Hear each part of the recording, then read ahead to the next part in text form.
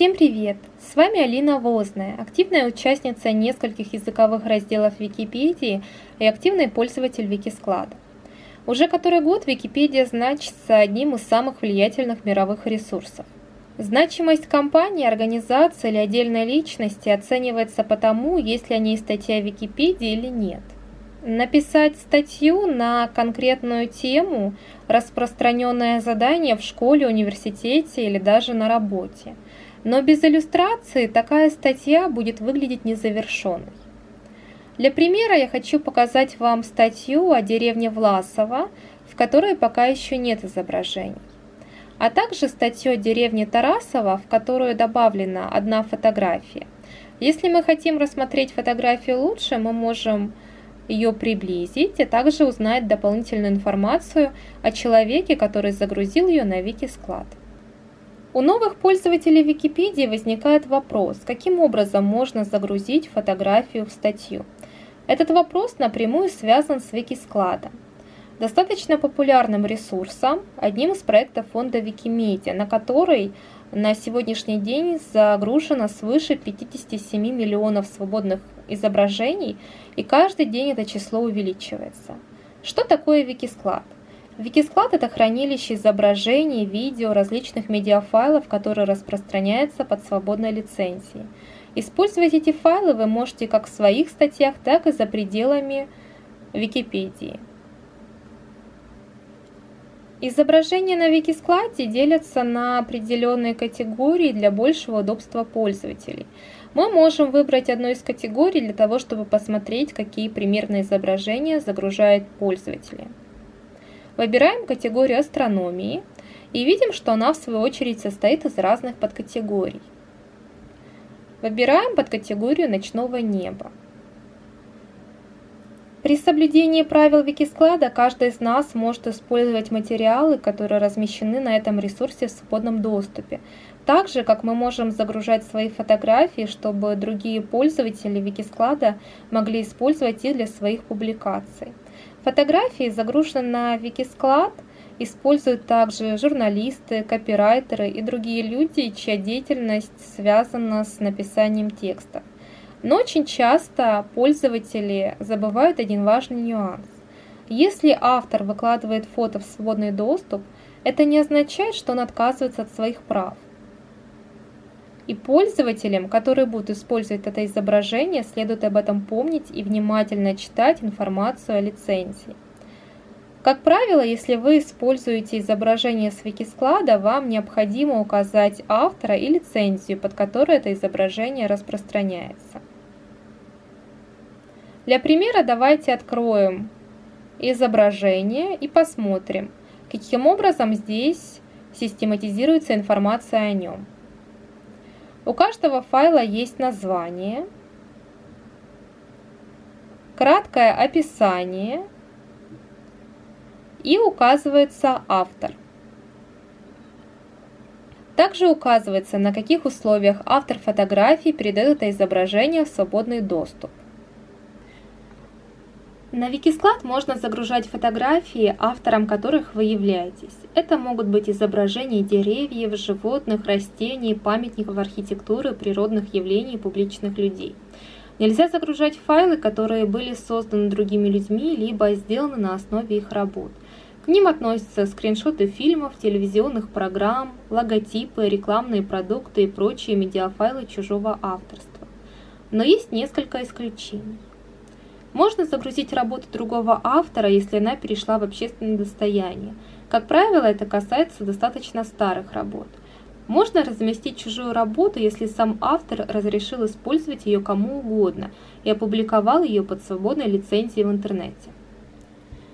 Если вы хотите загрузить на Викисклад ваше первое изображение, необходимо вернуться на главную страницу, и справа вверху вы увидите кнопку «Загрузить». Нажимайте на нее, и вы окажетесь на странице мастера загрузки.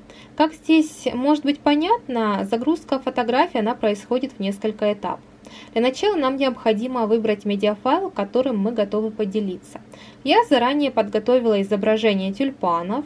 Обратите внимание, если вы перепутали изображение, которое вы хотите загрузить, либо просто по каким-то причинам передумали его грузить на Wikisklad, всегда есть возможность отменить свое действие и просто удалить это изображение из загрузок.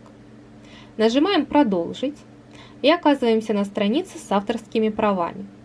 Здесь есть два варианта. Вы можете указать, что это изображение является вашим произведением, либо, если это произведение было создано не вами, необходимо указать второй вариант.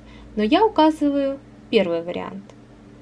И подробно читаю, что на сайте пишется о лицензии. Текст лицензии гласит, что мою фотографию может использовать каждый пользователь, распространять ее, перерабатывать, при условии, что он будет указывать тип лицензии, а также мое авторство. Нажимаем «Далее» и оказываемся на странице описания. Как мы видим, сейчас автоматически у нас проставилось достаточно типичное и банальное название медиафайла. Но нам необходимо сделать так, чтобы пользователям, которые ищут изображение тюльпанов, было это сделать легко и просто. Поэтому давайте попробуем назвать фотографию тюльпаны. Как и следовало ожидать, такое название уже было кем-то занято, потому что на Wikisklad находятся миллионы свободных изображений, и, конечно же, определенная часть из них посвящена тюльпанам. Мы можем немного доработать наше название и указать, когда была сделана эта фотография. И мы понимаем, что это небольшое уточнение позволяет нам оставить такое название, такой заголовок. Дальше давайте перейдем к описанию. Выберем язык, на котором мы будем делать описание наше. В данном случае это русский. И делаем само описание.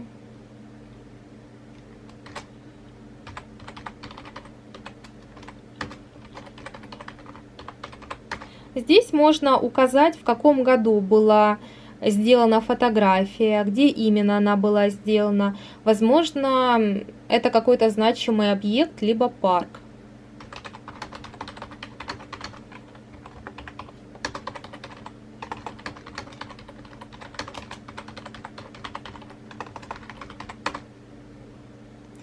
Далее двигаемся и смотрим, нет ли каких-то ошибок в дате. Обычно эта информация проставляется автоматически.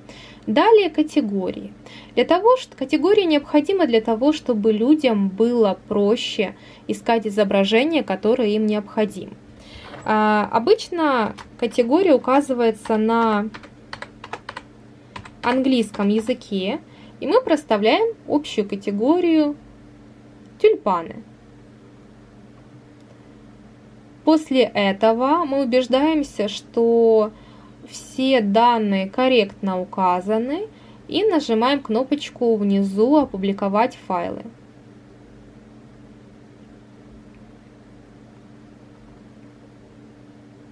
Как мы видим, фотография уже опубликована на Wikisklad. Дальше я пропускаю следующий шаг. И для того, чтобы увидеть, как фотография выглядит на Wikisklad, я нажимаю на ее название. Мы видим, что здесь у нас отображается заголовок. Здесь есть информация про автора, который загрузил, и небольшое описание фотографии. Также видим категорию тюльпаны. Можем перейти туда для того, чтобы увидеть, какие изображения загружают другие люди в эту категорию. Мы видим, что всего файлов в категории тюльпанов сейчас 341 изображение, и все их можно использовать под свободной лицензией. У кого-то из вас может возникнуть вполне логичный вопрос, каким образом проект, основанный на публикации изображений под свободной лицензией, стал таким популярным, что количество загруженных файлов превысило 57 миллионов. Это именно та цифра, которая, согласно статистике, сейчас у нас есть. Кто все те люди, которые готовы тратить столько времени для того, чтобы создавать изображения, а затем делиться ими с незнакомцами? Внушительная часть пользователей Викисклада занимается загрузкой изображений на чистом энтузиазме. Изображения грузят отдельные пользователи, а также музеи и библиотеки, которые принимают участие в отдельных проектах Викимедиа. Но существует очень значимая часть пользователей, которые загружают свои работы в рамках конкурсов. И именно про эти два конкурса я вам хочу сейчас рассказать подробнее.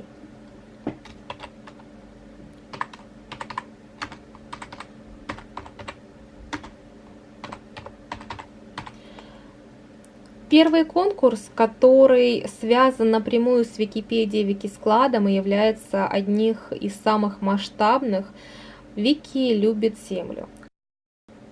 Конкурс проводится с 2013 года.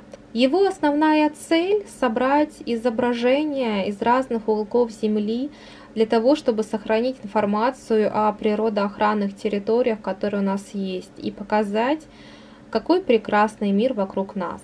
Давайте сейчас посмотрим на фотографии победителей. Мы видим, что здесь размещены фотографии в зависимости от года, и открываем 2017 год. Это прекрасная фотография, которая, давайте посмотрим описание, которая была сделана в Иркутской области, это Прибайкальский национальный парк. Здесь есть информация про автора, указание, что это собственная работа и время, когда эта фотография была сделана и загружена. Также есть указание о месторасположении камеры, для того, чтобы этот объект можно было найти тем людям, которые на него хотят посмотреть. Мы сейчас можем открыть страницу 2019 года для того, чтобы посмотреть общую информацию о конкурсе, посмотреть, когда он проходил и какие вообще были этапы оценивания.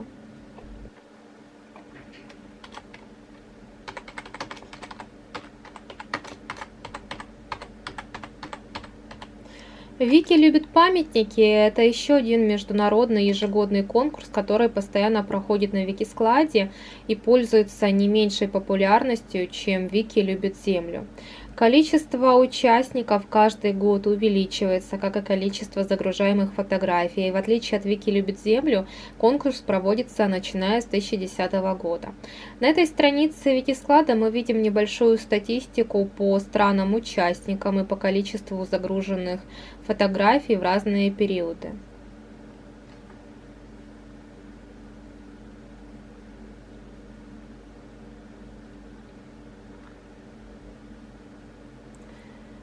Так как здесь еще нету информации о победителях в 2019 году, я думаю, что мы можем посмотреть на фотографии, которые выигрывали в 2018 году, 2017 году и, например, в 2013 году. Эти фотографии отображают состояние объектов культурного наследия в разных частях мира, в разных странах. И под каждой фотографией мы можем увидеть, где конкретно была сделана эта фотография, в какой стране, в каком году и кто автор. Это была вся основная информация о Викискладе, которую необходимо знать новым пользователям. Еще раз акцентирую ваше внимание на том, что необходимо очень внимательно обращать внимание на то, загружаете ли вы свои изображения, потому что на Викисклад запрещено загружать чужие фотографии либо другие медиафайлы, которые защищены авторским правом. Для фотографов Викисклад предоставляет очень много возможностей, в том числе и самые разнообразные конкурсы, которые позволят проявить свои таланты и способности. Всем спасибо за внимание. С вами была Алина, и удачной вам работы на Викискладе и Википедии.